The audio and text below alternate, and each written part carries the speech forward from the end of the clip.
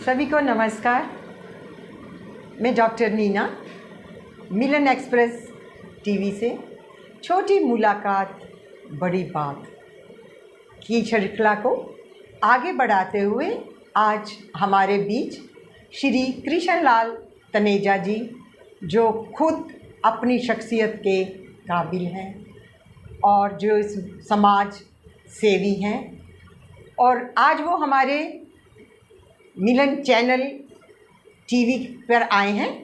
हम उनका अभिनंदन करते हैं, स्वागत करते हैं सर हम आपका, कि आप हमारे यहाँ आए और आप हमें समय दे रहे हैं। आज हम सबसे पहले सर से पूछते हैं कि सर का परिचय क्या है।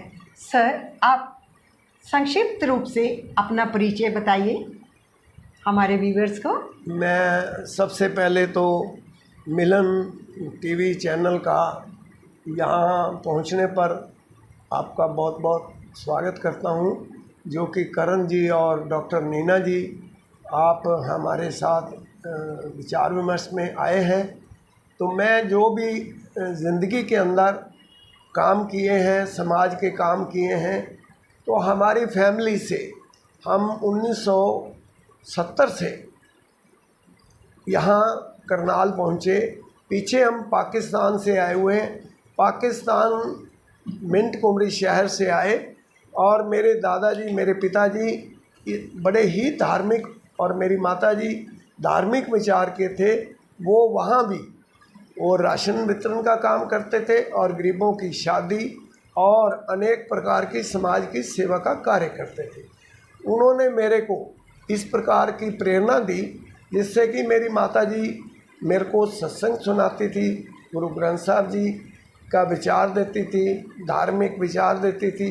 वो विचार हमारे के अंदर कूट कूट कर भरे हुए थे दया धर्म का। जिस प्रकार से वो मेरे को सत्संग सुनाते थे, दया धर्म का मूल है, पाप मूल अभिमान, तुलसी दया न छोड़िए, जब तक घट में प्राण।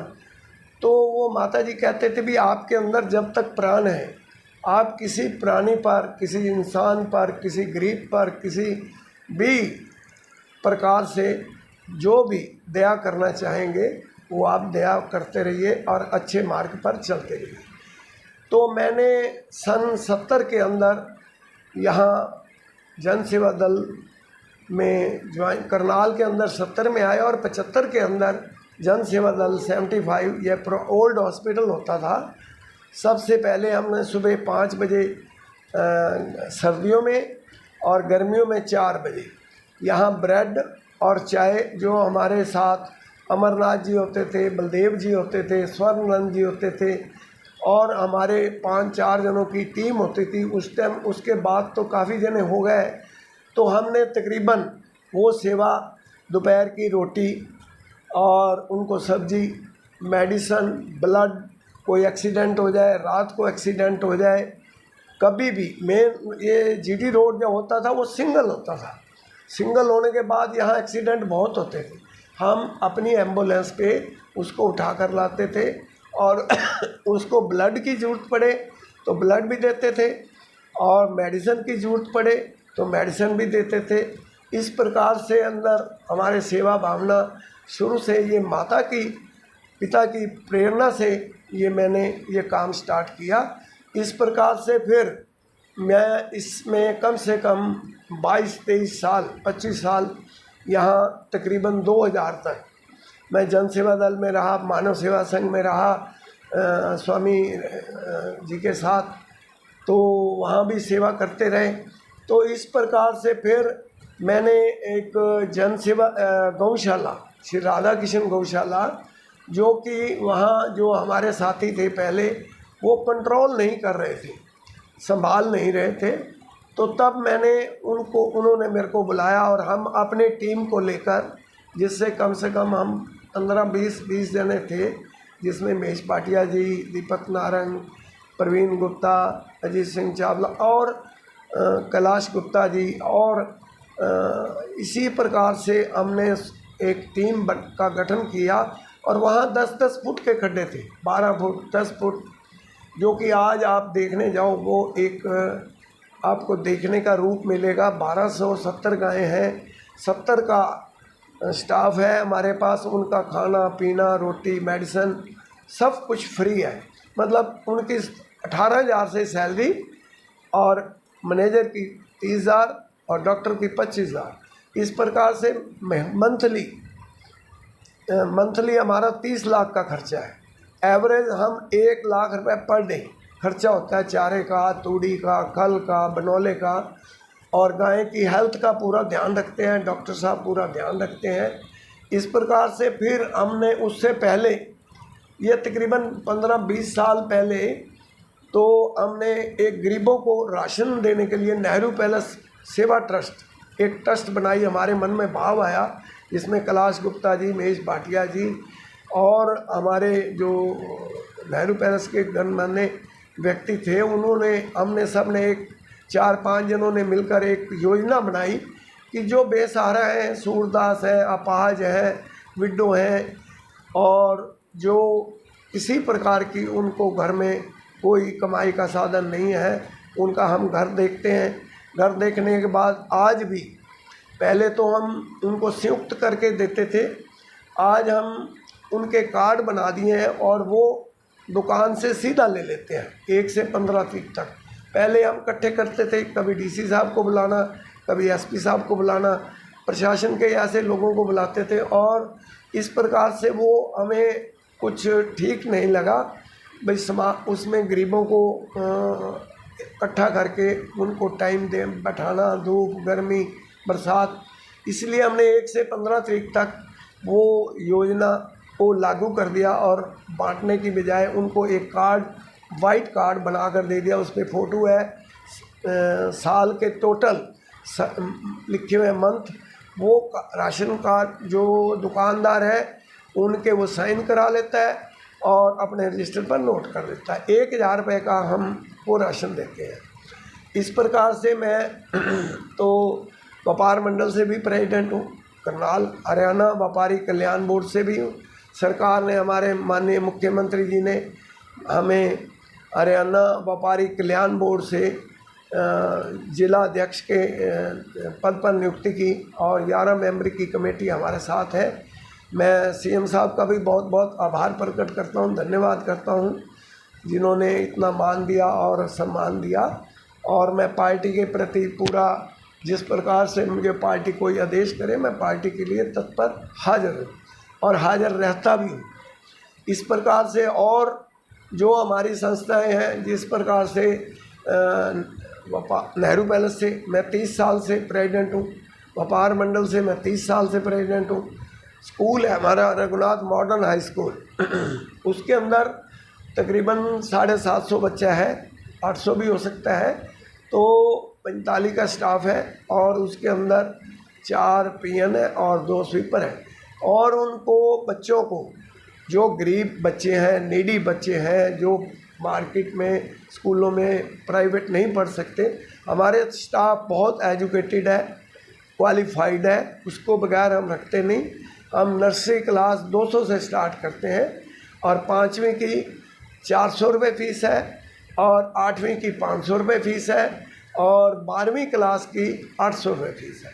बहुत कम खर्चे पर, बहुत ही मिनिमम खर्चे। बाकी जो लॉस होता है वो ट्रस्ट से हम पे करते हैं। इस प्रकार से उनको यूनिफॉर्म, उनको बुक्स, सर्दी की सर्दी में 2-2 सर्दी में और 2-2 गर्मी में, जो सबको स्कूल को एड्रेस देते हैं।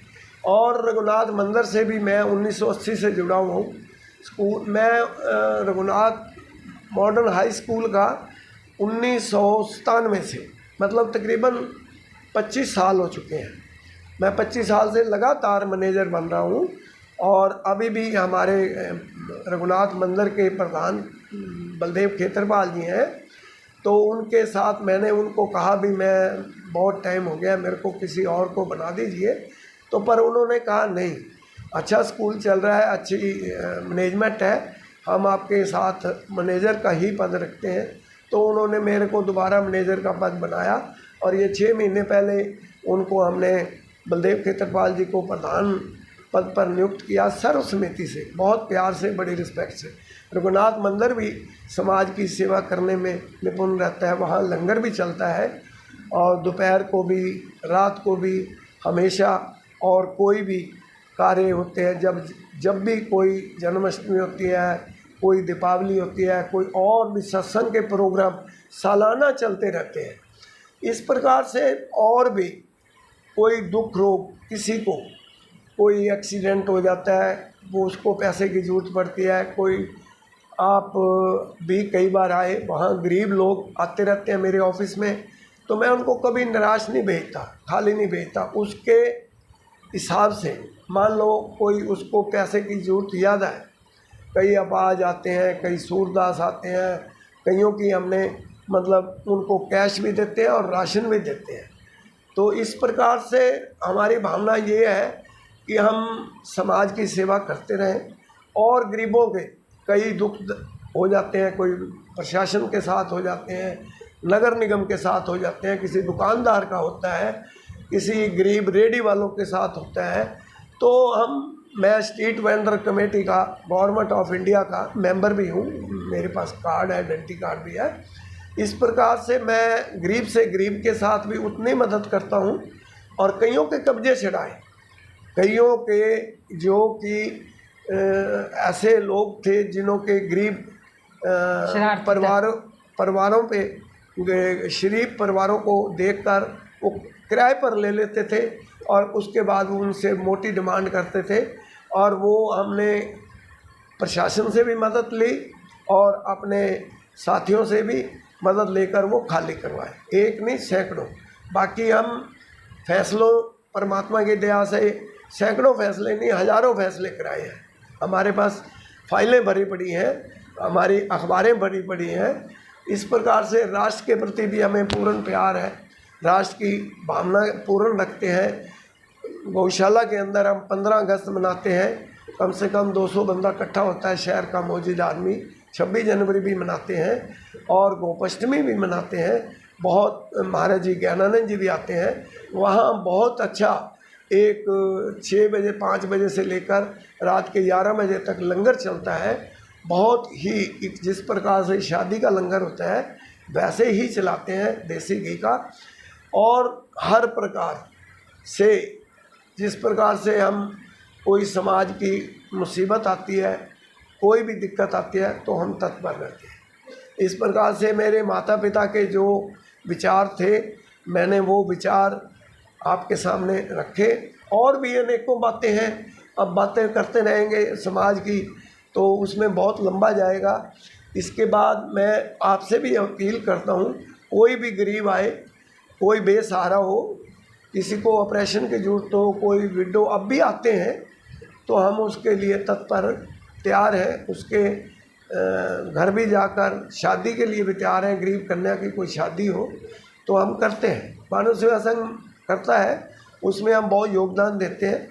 तो अपना हर प्रकार से इसी प्रकार से मदद करते रहते हैं। सर आपने बहुत अच्छा बताया। एक तो आपने गौशाला के विषय में बताया, आप ये बताओ आपकी गौशाला का नाम क्या है और ये कहाँ पर स्थित है? ये श्री राधा कृष्ण गौशाला है, अर्जुन गेट के सामने सड़क जाती है और उसके पास ही है। जो तकरीबन 70 वर्कर हमारे पास काम करते हैं और पेड है। और तकरीबन 200 क्विंटल चारा हरा आता है और तकरीबन 40 से 45 क्विंटल तूड़ी पर डे लगती है। पर डे हमारा लाख रुपए का खर्चा है। मैं सभी साथियों से, शहर वासियों से एक निवेदन भी करता हूँ भी आप वहाँ पहुँचे, एक बार गौशाला को देखें और गाय की सेहतों को देखें। हमने पूर्ण रूप से वहाँ मैनेजर को, डॉक्टर को पूर्ण रूप से ये कहा हुआ है भी गायों की सेहत में कोई कमी नहीं आनी चाहिए किसी प्रकार से।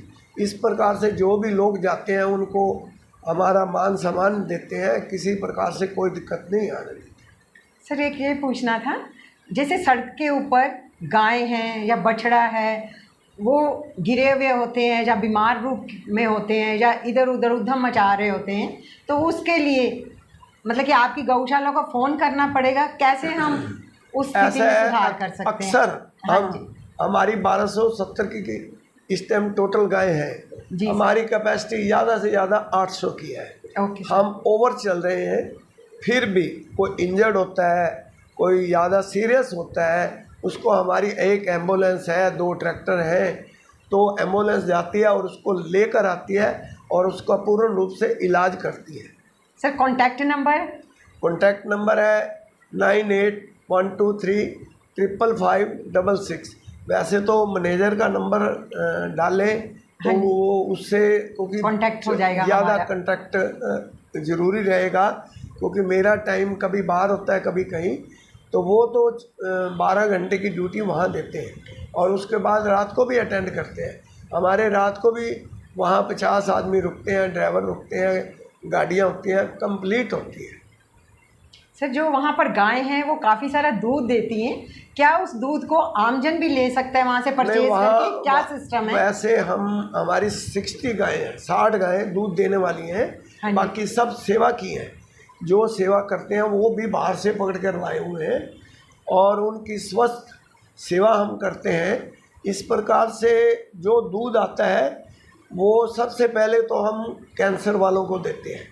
ओके। उसके बाद जो बच्चों की माएँ दूध नहीं दे पाती बच्चों को, उन बच्चों को देते हैं।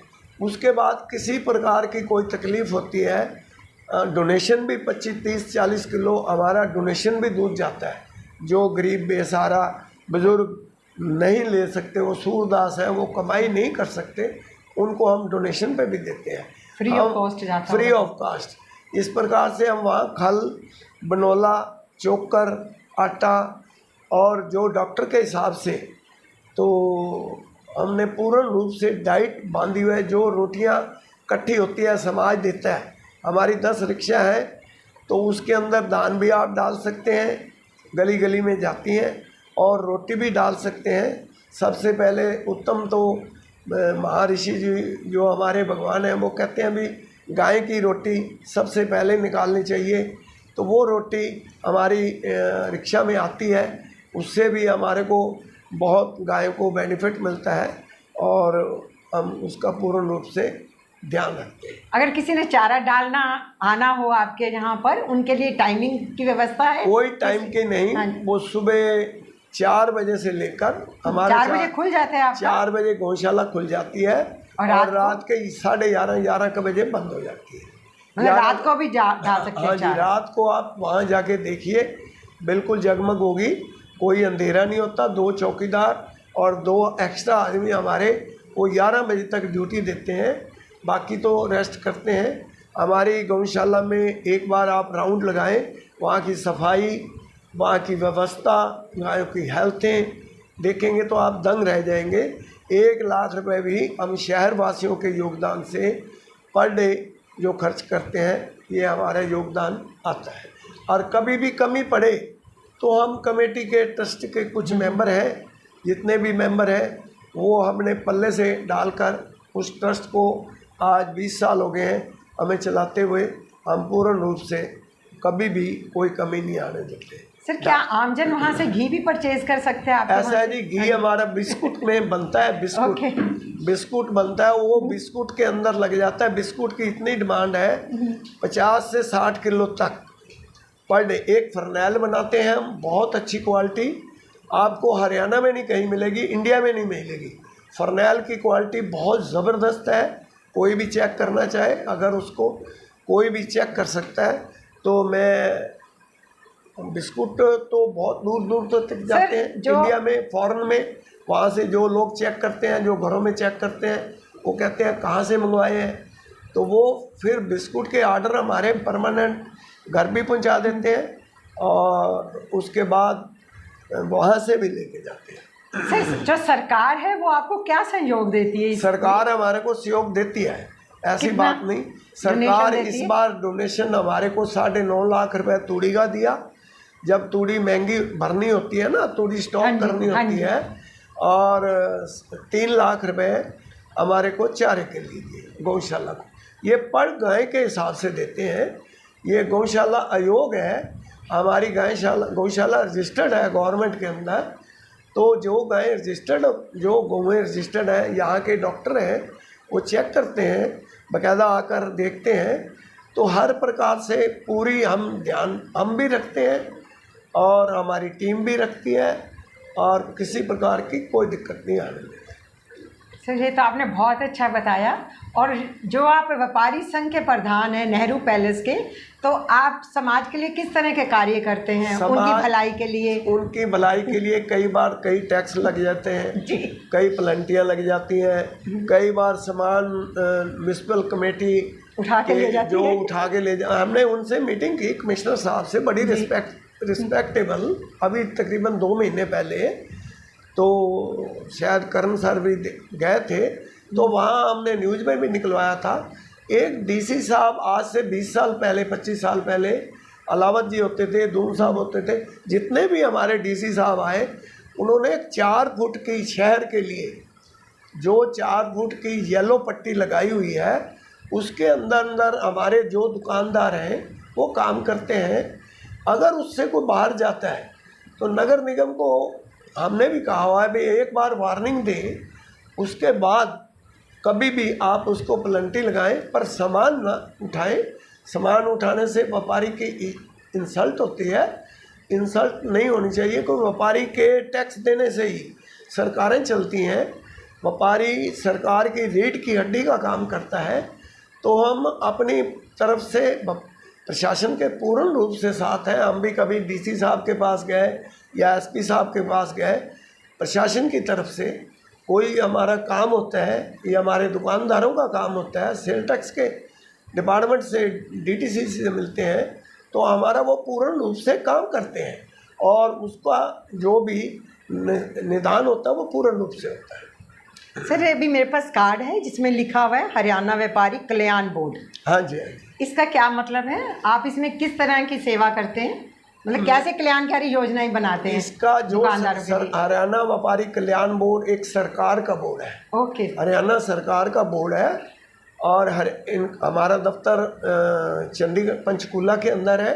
हाँ तो एड्रेस लिखा हुआ है। हाँ जी, लिखा हुआ है एड्रेस है। तो जो भी व्यापारी को सहूलत मिलती है, लोन मिलता है, जिस प्रकार से रेडी वाले हैं, दुकानदार वाले हैं, इंश्योरेंस के लिए एक किसी को आगजनी हो जाए, कुदरतन बीमा उनका हुआ है नहीं हुआ, तब भी 5 लाख रुपए का योगदान देते हैं सरकार। वो सरकार उनको वो जो फार्मेलिटी है वो फार्मेलिटी पूरे करने के बाद 5 लाख का भी बीमा है, 10 लाख का भी बीमा है।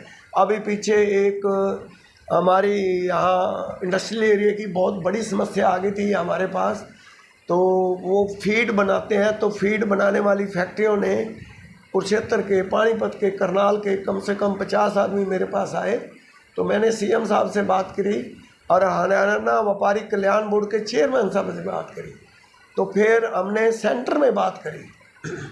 सीएम साहब ने उसको पूरा नोट करके, पूरा ध्यान करके पीए को ये पूरा नोट कराया और उस पर कार्रवाई हुई और वो फैक्ट्रियाँ कभी सील नहीं हुई और ना बंद हुई।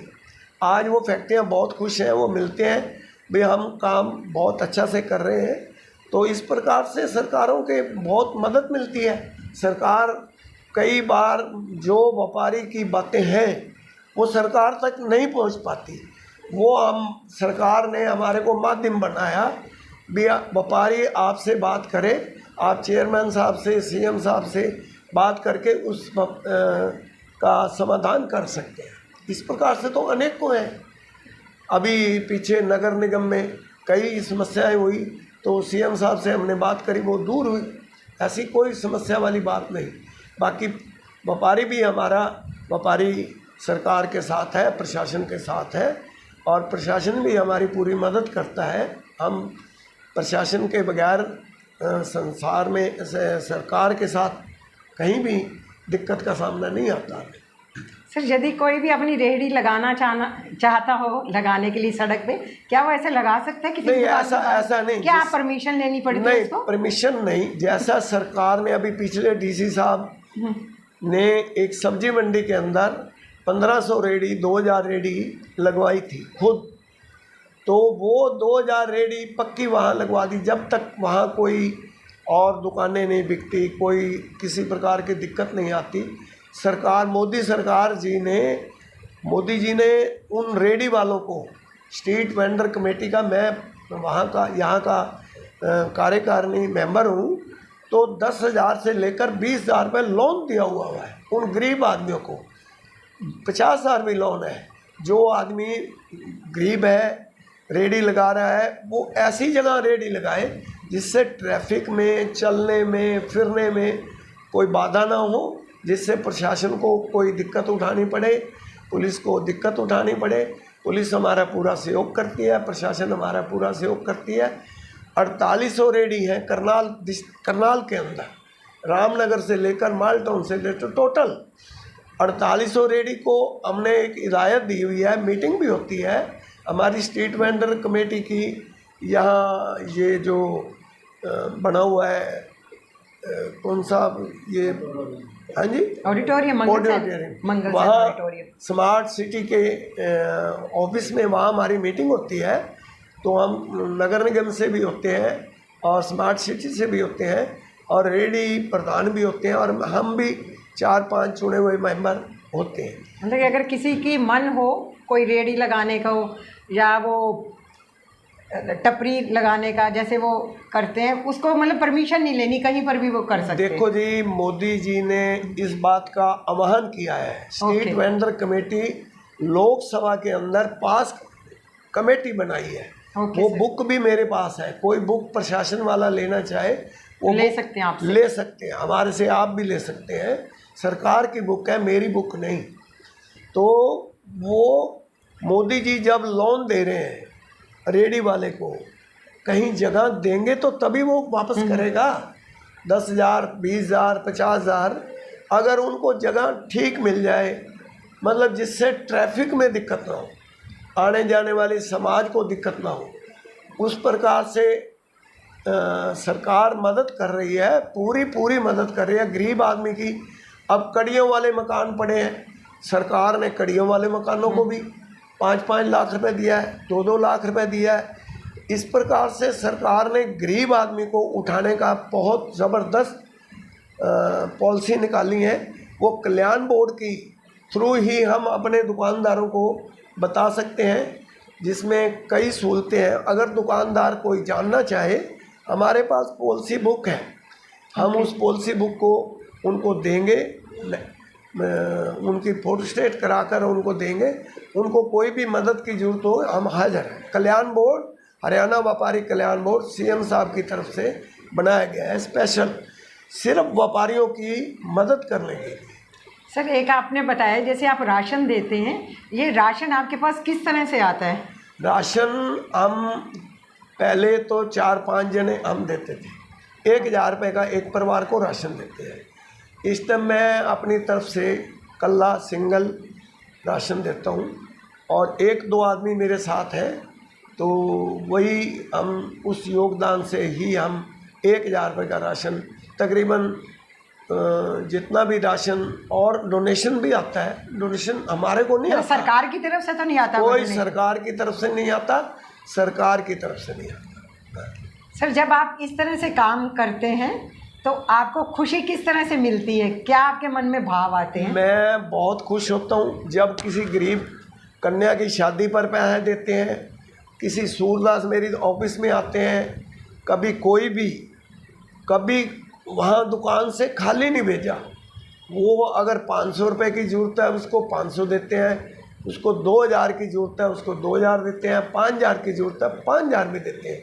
5,000 वाले की तसल्ली करते हैं, इसको वाकई ज़रूरत है, इसका ऑपरेशन हुआ है, कोई इमरजेंसी। अब कईयों के हमने घर जाकर देखते हैं, अड़ोस पड़ोस से पूछते हैं भाई इनको नीडी हैं, बीमार हैं, कोई अधरंग से है, कोई बीपी से है, बहुत ज़रूरी है उनको, तो हम उनका पूरा इलाज भी कराते हैं। ऐसी बात नहीं। सर, अब जैसे चुनाव आने वाले हैं तो आपके व्यापार मंडल का क्या सहयोग रहेगा?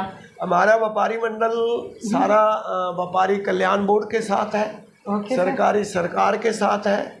हम सभी व्यापारियों को अब भी सरकार की तरफ से एक निवेदन करते हैं, किसी को कोई भी नॉलेज लेनी हो, कोई जानकारी लेनी हो, कोई मदद लेनी हो, हम हाजिर खड़े हैं। हमने बिल्कुल ऑफिस मेरा नेहरू पैलेस 45 नंबर ऑफिस है मेरा, कोई भी वहाँ मेरा हमारे बैठे रहते हैं, तो मेरे से भी मिल सकते हैं, टेलीफोन पे भी मिल सकते हैं। मैं गौशाला में भी टाइम देता हूँ, स्कूल में भी देता हूँ और यहाँ भी देता हूँ, और अनेकों समाज सेवा की जो कार्य हैं वहाँ भी उनसे संपर्क रखता हूँ। अब हमने सबसे बड़ी बात आपको बताना भूल गए जी सर। 70 साल तक पंजाबी सभा नहीं बन पाई जी। आपको सारे शहर वासियों को नॉलेज होगी कि 9 सेक्टर के अंदर हमने उस पंजाबी सभा को 4 मंजिल लिफ्ट लगी हुई है, 60 बाई 90 के 2 हॉल हैं और लैट्रिन बाथरूम भी टोटल 15 नीचे हैं, 15 फर्स्ट फ्लोर पे हैं, उसके ऊपर 15 कमरे बने हुए हैं 4थी मंजिल पर, हर एक में लैट्रिन बाथरूम। कमरों में थोड़ी सी कमी रह गई है, कमरों में अभी कमी है। बाकी हमारी शादी बहुत गरीब कन्या परिवारों को हम फ्री भी देते हैं, कोई उनसे कोई चार्ज नहीं करते। और आम आदमी के लिए, मीडियम आदमी के लिए 21,000 रुपये का एक हॉल का आयोजन करते हैं, जिसमें एसी भी है, लाइट भी है, सब खर्चे हैं, तो वर्कर भी हैं, तो साफ सफाई भी होती है। हमारा नॉर्मल सा है। हमने बहुत मुश्किल से समाज से पैसा इकट्ठा किए, सीएम साहब हमारे खट्टर साहब ने भी दिया और समाज से भी मिला पैसा हमें। पहले भी जो हमारी सरकारें थी, पहले पुरानी सरकारें कांग्रेस की, उन्होंने भी बहुत योगदान दिया, तो इस प्रकार से हमें योगदान मिलता रहा। तो मैं सारे शहरवासियों का भी बहुत, कईयों ने, हमने कमरे के 5-5 लाख रुपए लिए और अनेकों समाज से भी पैसा इकट्ठा किया, सभी हमारे वहाँ मेंबर हैं, तो बहुत अच्छे दानी सज्जन हैं। तो अब हमारी थोड़ी सी कमी रह गई है 40-50 लाख रुपए लगने की, तो मैं तो यही निवेदन करूँगा, उसको हम, हमारी सारी बरादरियों की करनाल के अंदर टोटल धर्मशालाएँ थी, जहाँ हम बैठे हैं अब ये कश्यप धर्मशाला है, तो अग्रवाल थी, वाल्मीकि थी, राजपूत थी, रोड धर्मशाला थी, मतलब अनेकों धर्मों की सबकी धर्मशालाएँ थी, एक पंजाबी धर्मशाला ही नहीं थी। हमने एक दृढ़ निश्चय लिया, जिस प्रकार से हमारी गौशाला बनी, इस प्रकार से ही हमने पंजाबी सभा को भी पूर्ण रूप से 8-10 काफ़ी बंदे हमारे जुड़े हुए हैं साथ, जो मेन कार्यकर्ता हैं। तो हमारे साथ प्रधान जी हमारे राजेंद्र राजपाल जी हैं, और हमारे, मैं महासचिव हूँ, इस प्रकार से शशिपाल मेहता जी हमारे साथ चेयरमैन साहब हैं, और हरमीत सिंह जी हैप्पी, और हमारे ये मेश भाटिया जी चेयरमैन साहब हैं। तो और अनेकों हमारे समाज के साथी जुड़े हुए हैं, नाम तो लूँगा तो बहुत लंबा चला जाएगा, तो आपकी 10 मिनट और लग जाएंगे। तो सभी साथियों ने, शहरवासियों ने, हमारे तकरीबन 150 मेंबर हैं, तो सब साथियों ने मिलकर ये योगदान अपना अपना सब ने दिया। तो मैं सबका, उनका भी बहुत बहुत आभार प्रकट करता हूँ, और बहुत बहुत धन्यवाद करता हूँ जिन्होंने पंजाबी सभा बनाने में हमारा योगदान दिया। हम सबका मिलकर साथ होकर, हमारे सीएम साहब भी वहाँ पहुँचे थे, और इस प्रकार से मैं सभी साथियों का, सभी शहरवासियों का एक निवेदन करता हूँ कि गरीब के प्रति, समाज के प्रति, राष्ट्र के प्रति सेवा करते रहें। राष्ट्र की भी सेवा हमारे लिए सबसे सर्वोपरि सेवा है। इस प्रकार से हम जिस धरती पर जन्म लिया है, जिसका अन्न खाते हैं, जिसका हम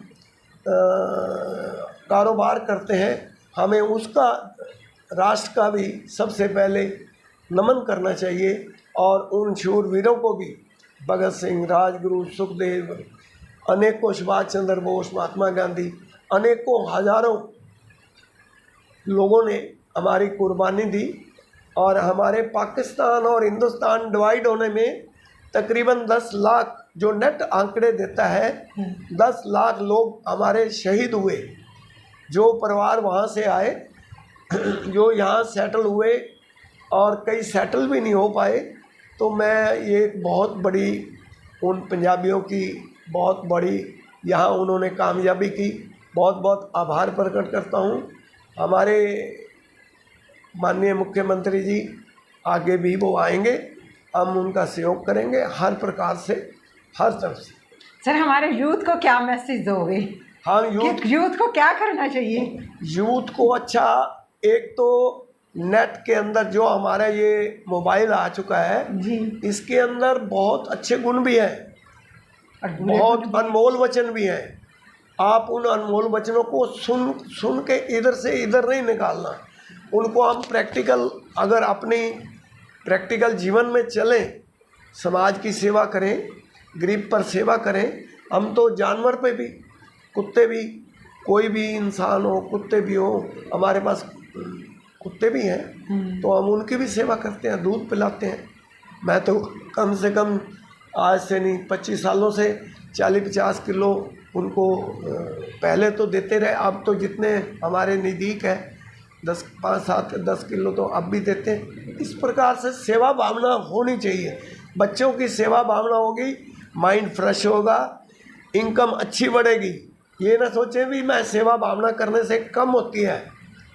चिड़िया चोंच भर ले गई, नदी न घट्यो नीर, दान दियो धन ना घटे, कह गया संत कबीर। ये मेरी वाणी नहीं, ये संत कबीर जी की वाणी है।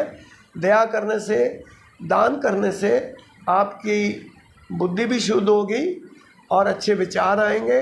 आप गरीब के प्रति, समाज के प्रति, राष्ट्र के प्रति सेवा करते रहिए तन मन धन से। धन्यवाद। सर, आप मुझे बता सकते हैं आपकी एज कितनी है और आप में इतना जज्बा बोलने का कि मेरे को तो क्वेश्चन पूछने थे पर आपने मेरे को समय ही नहीं दिया, क्योंकि आपकी वाणी इतनी एक दूसरे से अटैच थी और हमें बहुत अच्छा लग रहा था कि इस उम्र में भी इतना जज्बा इंसान के अंदर हो सकता है। सल्यूट है आपको। हमारी एज तो आपके सामने ही है, तो एज तो हमारी लेडीज तो नहीं बताती, जेंट्स तो बता देते हैं। तो हमें बताइए, हमें हमारी एज तकरीबन ये क्या बताएं 60 के नज़दीकी होगी, जितनी भी एज है मेरी। चलो अच्छी बात है। ऊपर नीचे लोग ये कहते हैं कि हम रिटायर हो गए तो अब हम क्या करें, तो सर ने कितने अच्छे हमारे को सुझाव दिया कि आप सेवा भाव करो, सेवा में आओ, आप हमारे गौशाला में आओ। अगर कोई फ्री स्कूल में पढ़ाना चाहता है 1 घंटा स्कूल में ही लगा दो। जब आपके पास इतनी सारी शक्तियां हैं, उन शक्तियों का आप यूज़ क्यों नहीं करते। आज सर हमारे यहाँ आए, सर ने कितना कुछ हमारे को बताया। अगर आपको सर से कोई भी बात करनी है, मिलना है, नेहरू पैलेस में इन्होंने अपना ऑफिस बताया। 45 नंबर है सर, 45 नंबर है। करनाल में किसी से भी नंबर पता कर लो, किसी एरिया से ही पता कर लो। सर का कॉन्टैक्ट नंबर भी है। यदि आप सर से कुछ और भी अच्छी चीज़ें लेना चाहते हैं, गुण लेना चाहते हैं, आप सर से ज़रूर लो। सर के जज्बे को सलाम। सर ने हमें समय दिया, हमारे यहाँ आए मिलन स्टूडियो में। मैं आप सब दर्शकों का बहुत बहुत धन्यवाद करती हूँ कि आप एंड तक हमारे साथ जुड़े रहे। आप सभी का धन्यवाद। सर का भी बहुत ज़्यादा धन्यवाद।